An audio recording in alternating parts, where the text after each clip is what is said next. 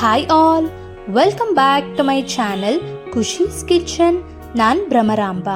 ಇವತ್ತು ದೋಸೆ, ಇಡ್ಲಿ ಹಾಗೆಯೇ ಉಪ್ಪಿಟ್ಟಿಗೆ ಕಾಂಬಿನೇಷನ್ ಆಗಿ ಕಡಲೆ ಬೀಜದ ಚಟ್ನಿಯನ್ನು ಹೇಗೆ ಪ್ರಿಪೇರ್ ಮಾಡೋದು ಅಂತ ನೋಡೋಣ. ಸೊ ಮೊದಲಿಗೆ ಒಂದು ಪ್ಯಾನ್ ತಗೊಂಡು 1 ಕಪ್ನಷ್ಟು ಕಡಲೆ ಬೀಜಗಳನ್ನು ಹಾಕ್ಕೊಂಡು ನಿಧಾನವಾಗಿ ಕಡಲೆ ಬೀಜ ಕ್ರಂಚಿ ಆಗೋವರೆಗೂ ಹುರ್ಕೋಬೇಕು. ನಾನು ಗಟ್ಟಿ ಚಟ್ನಿಯನ್ನ ಮಾಡ್ತಿದ್ದೀನಿ. ನಿಮಗೇನಾದರೂ ಚಟ್ನಿ ತೆಳುವಾಗಿರಬೇಕು ಅಂದರೆ ಸ್ವಲ್ಪ ನೀರನ್ನು ಸೇರಿಸ್ಕೊಂಡು ಚಟ್ನಿಗೆ ಮಿಕ್ಸ್ ಮಾಡಿಕೊಂಡ್ರೆ ಸಾಕು.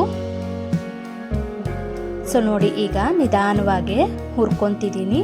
ಈ ರೀತಿ ಹುರ್ಕೊಂಡು ಒಂದು ಪ್ಲೇಟ್ಗೆ ತೆಗ್ದು ಇಟ್ಕೋಬೇಕು. ಈಗ ಖಾರಕ್ಕೆ ತಕ್ಕಂತೆ ನಾನು 10 ಒಣಮೆಣಸಿನ್ಕಾಯನ್ನು ಹಾಕ್ಕೊಂಡು ಒಂದು 30 ಸೆಕೆಂಡ್ವರೆಗೂ ಈ ರೀತಿ ರೋಸ್ಟ್ ಮಾಡ್ಕೋಬೇಕು.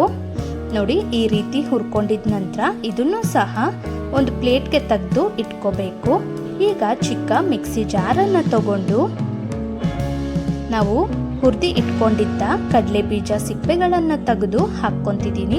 ಹಾಗೆ ಬೇಕಿದ್ರೂ ನೀವು ಹಾಕ್ಕೋಬೋದು. ಈಗ ಒಣಮೆಣಸಿನ್ಕಾಯನ್ನು ಹಾಕ್ಕೊಂಡಿದ್ದೀನಿ. ಖಾರ ಕಡಿಮೆ ತಿನ್ನೋರಾದರೆ ಸ್ವಲ್ಪ ಕಡಿಮೆ ಮೆಣಸಿನ್ಕಾಯಿ ಹಾಕ್ಕೊಂಡ್ರೆ ಸಾಕಾಗುತ್ತೆ.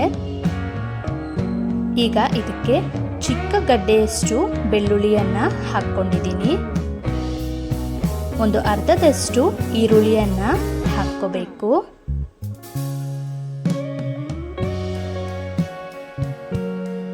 ಹುಳಿಗೆ ತಕ್ಕಂತೆ ಹುಣಸೆ ಹಣ್ಣನ್ನು ಹಾಕ್ಕೋಬೇಕು. ನಾನು ಈ ಸೈಜಿನ ಹುಣಸೆ ಹಣ್ಣನ್ನು ಹಾಕ್ಕೊಂಡಿದ್ದೀನಿ. ಈಗ ಒಂದು 1/4 ಸ್ಪೂನಷ್ಟು ಜೀರಿಗೆಯನ್ನು ಹಾಕ್ಕೋಬೇಕು. ರುಚಿಗೆ ತಕ್ಕಷ್ಟು ಉಪ್ಪನ್ನು ಹಾಕ್ಕೊಂಡು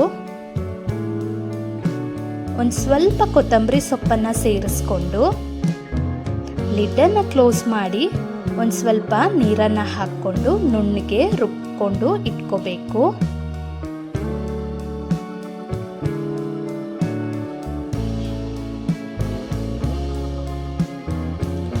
ನೋಡಿ, ಈಗ ನಾನು ನುಣ್ಣಗೆ ರುಬ್ಬಿ ಇಟ್ಕೊಂಡಿದ್ದೀನಿ. ಸ್ವಲ್ಪ ನೀರನ್ನು ಸೇರಿಸ್ಕೊಂಡು ಈ ರೀತಿ ರುಬ್ಕೊಂಡ್ರೆ ಸಾಕಾಗುತ್ತೆ.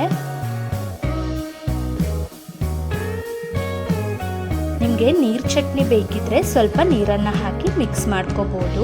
ಈಗ ಒಗ್ಗರಣೆ ಮಾಡ್ಕೊಳ್ಳಿಕ್ಕೆ ಎಣ್ಣೆ 1/4 ಸ್ಪೂನಷ್ಟು ಸಾಸಿವೆಯನ್ನು ಹಾಕ್ಕೊಂಡು ಸಾಸಿವೆ ಸಿಡಿದ ನಂತರ ಒಂದು 1/4 ಸ್ಪೂನಷ್ಟು ಉದ್ದಿನಬೇಳೆ, 1/4 ಸ್ಪೂನಷ್ಟು ಕಡಲೆಬೇಳೆ ಹಾಕ್ಕೊಂಡು ಫ್ರೈ ಮಾಡ್ಕೋಬೇಕು.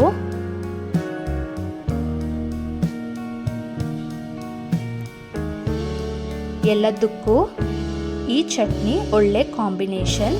ಖಾರವಾಗಿ ತಿನ್ನಲಿಕ್ಕೆ ಚೆನ್ನಾಗಿರುತ್ತೆ. ಬಿಸಿ ಬಿಸಿ ಅನ್ನಕ್ಕೂ ಈ ಚಟ್ನಿಯೊಂದಿಗೆ ಸರ್ವ್ ಮಾಡ್ಕೋಬೋದು, ಅಷ್ಟು ರುಚಿಕರವಾಗಿರುತ್ತೆ. ಸೊ ಈಗ 1-2 ಒಣಮೆಣಸಿನ್ಕಾಯನ್ನು ಹಾಕ್ಕೊಂಡು ಚಟ್ನಿಗೆ ಸೇರಿಸ್ಕೊಂಡು ಮಿಕ್ಸ್ ಮಾಡಿಕೊಂಡ್ರೆ ಟೇಸ್ಟಿಯಾದಂತಹ ಕಡಲೆ ಬೀಜದ ಚಟ್ನಿ ರೆಡಿ ಆಗುತ್ತೆ. ಅಷ್ಟೇ. ಈ ರೆಸಿಪಿ ನಿಮ್ಗೆಲ್ಲರಿಗೂ ಇಷ್ಟ ಆಗಿದ್ರೆ ಕೂಡಲೇ ಚಾನಲ್ಗೆ ಸಬ್ಸ್ಕ್ರೈಬ್ ಮಾಡಿ, ಪಕ್ಕದಲ್ಲೇ ಇರುವ ಬೆಲ್ ಐಕಾನನ್ನು ಕ್ಲಿಕ್ ಮಾಡಿ. ಹಾಗೆ ಮಾಡೋದ್ರಿಂದ ನಾನು ಯಾವುದೇ ವಿಡಿಯೋ ಅಪ್ಲೋಡ್ ಮಾಡಿದ್ರೂ ಕೂಡಲೇ ನೋಟಿಫಿಕೇಷನ್ ಅನ್ನೋದು ನಿಮಗೆ ತಲುಪುತ್ತೆ.